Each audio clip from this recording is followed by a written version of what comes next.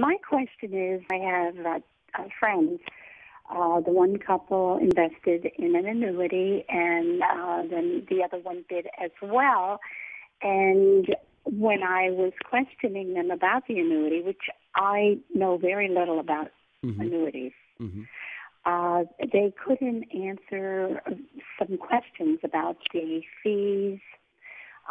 They were very impressed with the interest rates of 7 and 8% they were receiving. They said that there was so much information given to them at the time that they couldn't really absorb it. Yes. So they did open the accounts anyway. So what I would like from you is a bit of an overview of maybe questions people should ask. Okay, great. Before they write their checks. Yeah. First of all, I always tell people, I used to tell people this a whole lot more. I don't do it as much as I should. But if you're doing any kind of investing, whatever it is, doesn't matter what it is, if you can't explain it thoroughly to your next door neighbor or to your friend, then there's something wrong with that picture and you shouldn't be doing it. It's not to say that the product's bad because you can't do that. It's just that you should have spent a little bit more time understanding it. You should understand where you're putting it and be able to explain it. So that's number one. But the scenario you just explained, Danielle, is very, very common. Now, there is a bonus interest rate that they pay you for the first year. There are a couple companies out there that maybe even pay it for 2 years. If they do pay for 2 years, then you're going to be in surrender charges that are being extremely expensive for a long, long time. Everybody knows that 5%, let alone 7%, is pretty good in today's environment.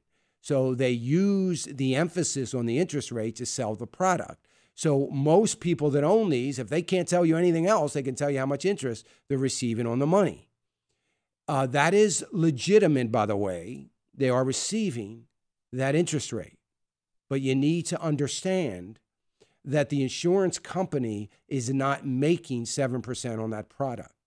They are bonusing you that out of their general fund and their expenses to keep you in the fund for as long as possible and to add on surrender charges at the end of that.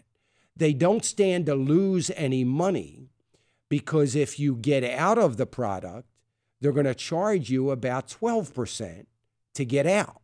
So they're going to get back the interest they've paid. They're going to get back the commissions they've paid to the agent, and they're going to be made whole when you get out. But with the idea that you're not going to get out and to stay in for a long time, they get to have the use of that money and to invest that money. And at the end of that bonus year, you will then become at the mercy of the insurance company. And as interest rates go up, you will probably not be able to keep pace with those interest rates. And if interest rates go down, they're probably guaranteed that the interest rate's never going to go below a certain thing. But what is that interest rate going to be on?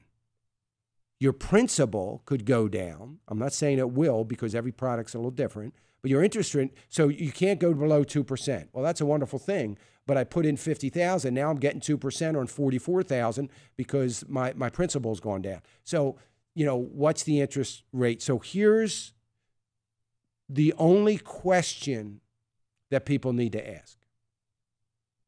And you need to get this in writing.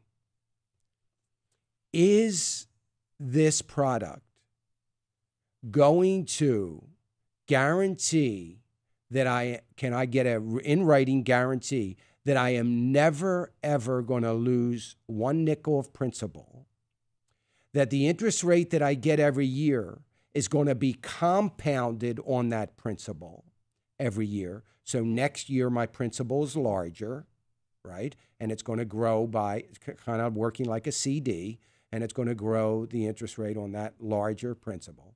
And is that going to be the worst case scenario for me, that I get the minimum interest that you say I can get on that amount of money? And would you put that in writing? And if they're not going to put it in writing, I think it's a red flag and everybody ought to be concerned about it. If they're not going to put it in writing, it's probably because it's not totally accurate.